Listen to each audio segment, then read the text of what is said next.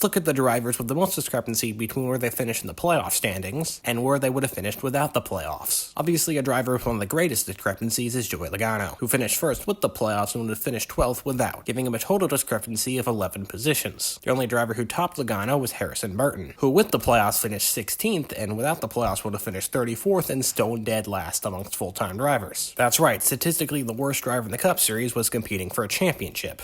What a system. The next highest discrepancy is yet another driver from the Penske fold, as Austin Cindric finished 11th in the playoff standings but would have finished 19th if the playoffs didn't exist. With how much his drivers benefited from the system on the NASCAR side of things, I hope Roger doesn't get any funny ideas when it comes to IndyCar. We've talked about a few drivers who's benefited, let's talk about a couple drivers who got shafted. Chris Buescher finished 17th as the first non-playoff driver, while without the playoffs he would have finished 11th. I'd also be frustrated if I finished behind Harrison Burton with a season like that. And finally, we'll finish with a guy who only had a 5-position discrepancy but may have been shafted more than anybody else, as he went from winning the championship without the playoffs to finishing 6th. This driver is obviously Kyle Larson. Man, that has got to hurt. Did any of these discrepancies surprise you? Let me know in the comments.